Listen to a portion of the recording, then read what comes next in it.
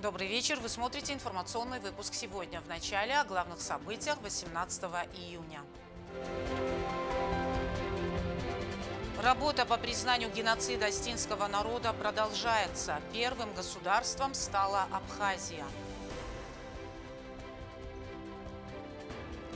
По плану 9 объектов. Коммунальные службы Цхинвальского района приступили к капремонту дороги Уанат-Сацхен.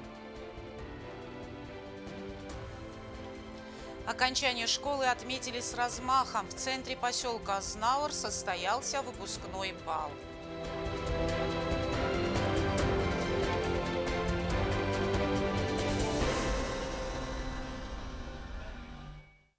В Южной Осетии за сутки проведено 85 тестов на коронавирус. Все исследования показали отрицательный результат, сообщает Югосетпотребнадзор. По данным на утро 18 июня 38 человек проходят лечение в инфекционной больнице Цхинвала. Всего заболевших за весь период 81. Из них 43 человека уже выздоровели и выписаны из медучреждения. Тема, которую мы будем поднимать вновь и вновь, чтобы знали, чтобы помнили. В этом году 100 лет геноциду осетинского народа. Потомки очевидцев кровавых событий 20-х годов прошлого столетия отчетливо запомнили истории об учиненных зверствах грузин. Истребить и изгнать осетинский народ – таковы были цели каждого из грузинских руководителей. Сменяя друг друга на протяжении веков, они не меняли своего ненавистнического настроения по отношению к нашему народу. Учинив в 1920 году против осетин геноцид, они, не задумываясь, убивали. Многие с раннего детства слышали от своих родителей, бабушек или дедушек жуткие рассказы о зверствах грузин. Ляна Санакоева хорошо помнит историю своей бабушки Гаховой Надежды Николаевны, которая на себе испытала все тяготы тех времен.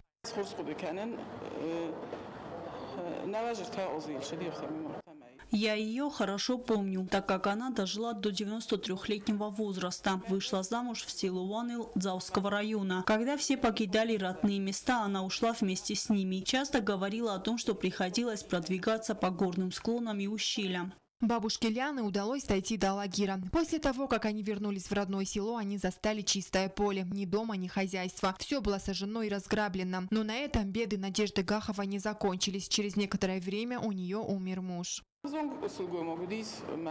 Молодой женщине трудно было одной с ребенком на руках, и она во второй раз вышла замуж. У нее родилось 3 детей, в том числе и моя мама. Несмотря на все тяготы жизни, Надежда воспитала своих детей достойными людьми, настоящими патриотами Родины. Ее старший сын Василий был участником Великой Отечественной войны, удостоен государственных наград, а второй сын стал летчиком. Наверное, в Осетии нет ни одной семьи, которая бы не пережила те страшные события. Мы не имеем права забывать нашу историю и должны делать все возможное, чтобы геноцид осетин был признан.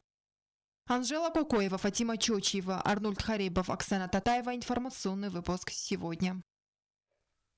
Южная Осетия ведет работу по признанию исторической справедливости, признанию геноцида юго-осетинского народа Грузии в 20-х годах прошлого столетия. Для этой цели предпринимаются конкретные шаги. Ведется активная работа по признанию геноцида. Первым государством стала Республика Абхазия. В прошлом году законодательный орган нашей страны направил документ в Государственную Думу Российской Федерации о признании факта геноцида осетин. В кратчайшие сроки парламентарии получили ответ от своих российских коллег. Председателем Госдумы Вячеславом Володиным было дано поручение незамедлительно приступить к рассмотрению документа. Это наше обращение парламента в Государственную Думу Российской Федерации о признании геноцида, обращение парламента республики в Совет Федерации Российской Федерации по признанию геноцида. И хотелось бы сказать, выразить огромную благодарность Государственной Думе, председателю Государственной Думы, что незамедлительно отреагировали. Буквально на второй день после получения нашего обращения была создана рабочая группа, которая занимается именно нашим обращением. Комитетом по связям с СНГ в Государственной Думе была создана рабочая группа. Планировалось заседание рабочих групп как в Госдуме, так и в парламенте Республики Южная Осетия. До 20 июня рабочие группы должны были представить отчет о проделанной работе. Учитывая ситуацию в целом мире, в том числе и в Российской Федерации, и в Южной Осетии, Эти меры нами не были осуществлены. Не состоялось по причине угрозы коронавируса совместное заседание комиссии Государственной Думы и парламента Республики Южная Осетия. Но этот вопрос не снят с повестки дня парламента. Как только все успокоится, мы опять, конечно же, вернемся к этому вопросу и будем обсуждать с нашими российскими коллегами, будем делиться теми материалами, которые есть у гостинской стороны. Российская сторона тоже провела огромную работу в архивах Российской Федерации с учеными с Российской Федерации, также с Северной Осетии. И вот эти 3 заседания совместных комиссий, которые мы планировали, одно провести в Северной Осетии, в городе Владикавказ, второе в Москве Российской Федерации и третье, конечно, здесь в Южной Осетии с привлечением научного сообщества, чтобы все документы обобщить, и уже на основании этого Государственная Дума будет принимать решение о признании геноцида осетин со стороны Грузии.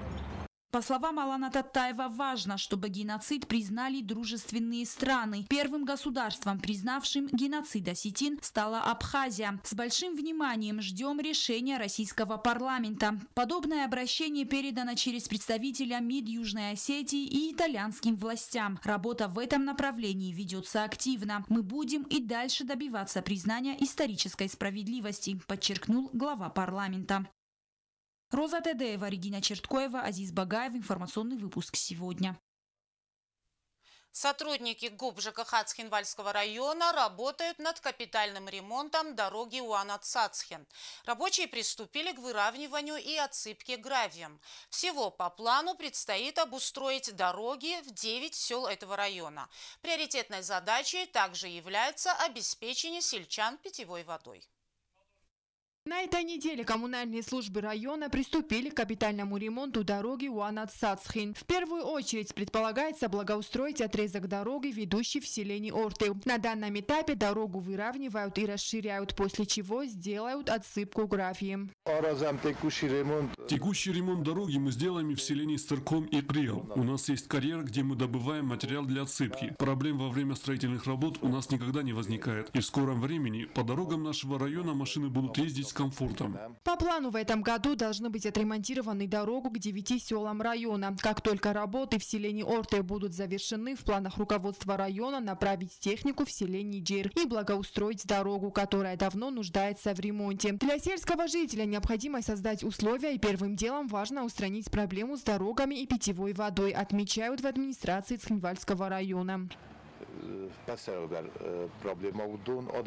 Помимо благоустройства дорог, мы планируем провести воду и в селении Дминис. Жители этого села часто сталкиваются с ее перебоями, но в скором времени и эта проблема будет устранена.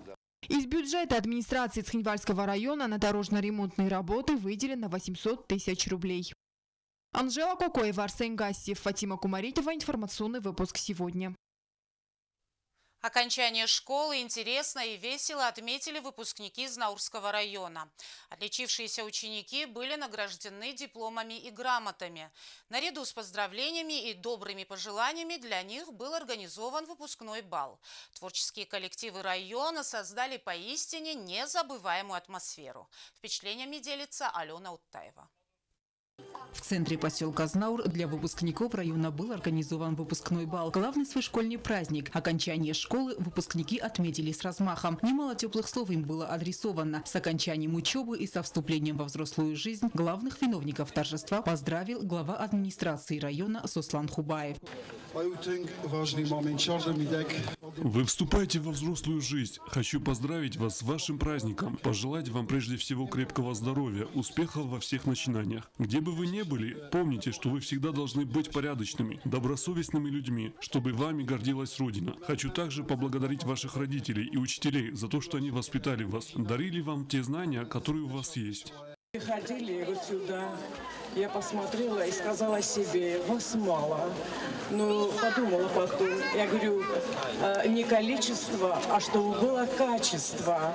Я уверена в вас, что в будущем каждый из вас найдет свое место в жизни. Я от всей души поздравляю вас с окончанием средней школы. Желаю вам здоровья, счастья. Я хочу, чтобы каждый из вас нашел во взрослой жизни свое место достойное. Праздничное мероприятие организовал Дом детского творчества. Особо отличившиеся выпускники были награждены за хорошую учебу и за активное участие в общественной жизни. В праздничном концерте приняли участие творческие коллективы отдела культуры Знаурского района. Сами выпускники также подготовили танцевальные номера, исполнив традиционный национальный танец.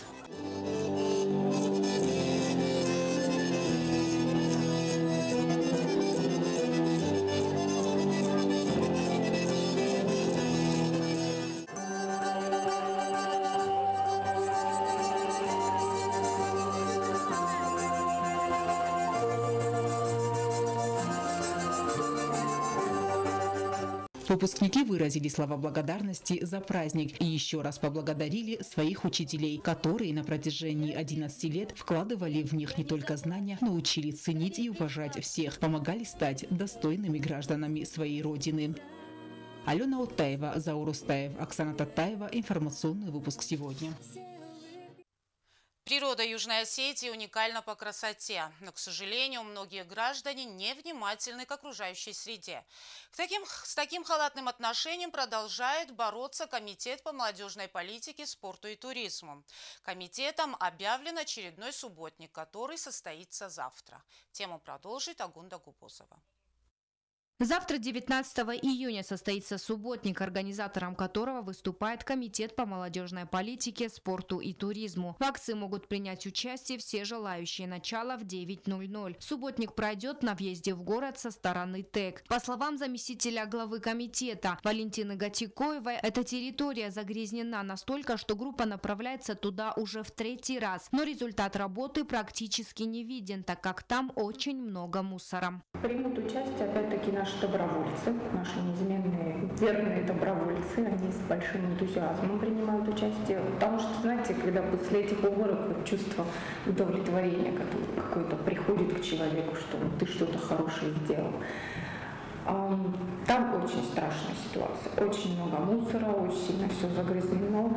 И там мусор под кустами, которые нужно вырубать. Там на самом деле очень много работы. Окрестности нашей республики загрязнены из-за халатного отношения некоторых граждан к экологии нашей страны. Непонятно только одно, о чем они думают, бросая свой мусор в неположенном месте, будь то окурок или пластиковая бутылка. Можно же донести этот мусор до ближайшей урны и выбросить его там. Важно помнить, сделать нашу республику чище можем только мы, общими усилиями. И чем больше людей будет участвовать в субботниках, тем выше вероятность, что город станет чище и уютнее.